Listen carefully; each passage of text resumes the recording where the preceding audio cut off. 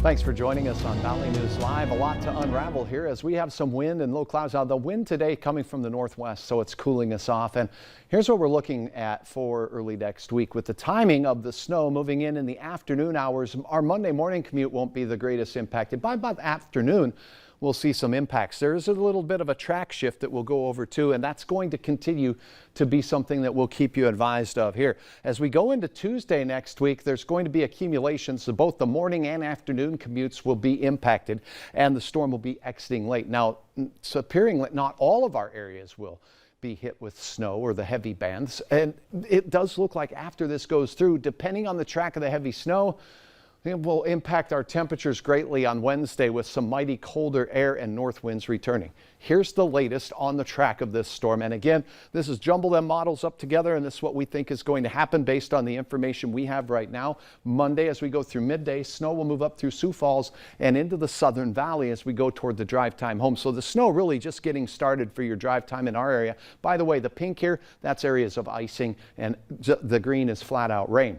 That has shifted farther south, and our northern counties will not have too much of a Monday impact. Notice that down here on the I-29 corridor, once again, we're going to see some bands of heavier snow, shown here in the dark blue shades.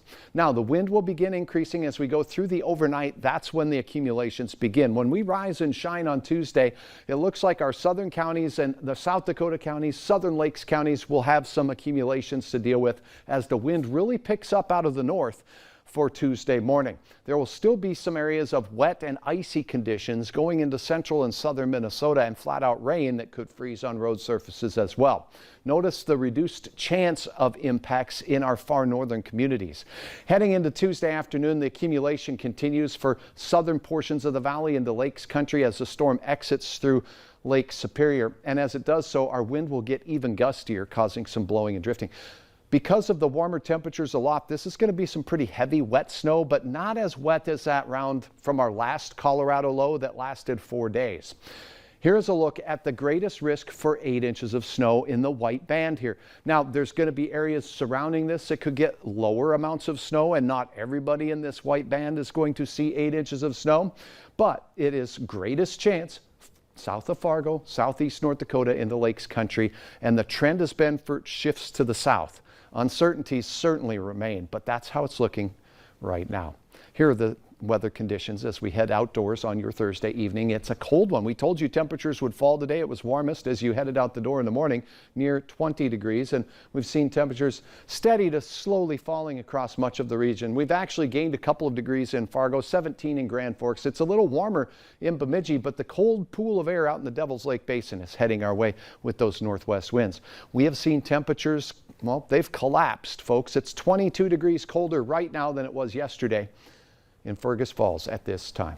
All right, here's a look at the clear skies out to the west. That's allowing for things to be a little bit colder there, but there's the snow showers. So anybody traveling basically south of Alexandria towards St. Cloud is going to see some snow showers. Those extend all the way down to Sioux Falls as well.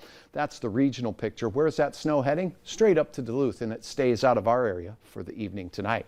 Temperatures fall. We've pulled out those wind chill values. It's going to be mighty cold wind chills in the morning again, with temperatures near or just below zero for many of us. Heading into your afternoon tomorrow, we'll start to see improvement. Some icy scenes here with a little melting going on. Dan, thanks for sharing your picture, and you can see more on valleynewslive.com. We get through the weekend with improved conditions, temperatures near 20 to 25 for New Year's Eve and New Year's Day. First alert weather days, mainly Monday night and into Tuesday, and then it could get very cold for some as we head into our midweek next week. Yeah, so definitely kind of enjoy that 24-20, that consistency for the weekend, because then I'm looking, I see a 10 up there, Hutch. Whew, it's going to get cold again, yeah. Yeah, it definitely is. Hutch, thank you so much.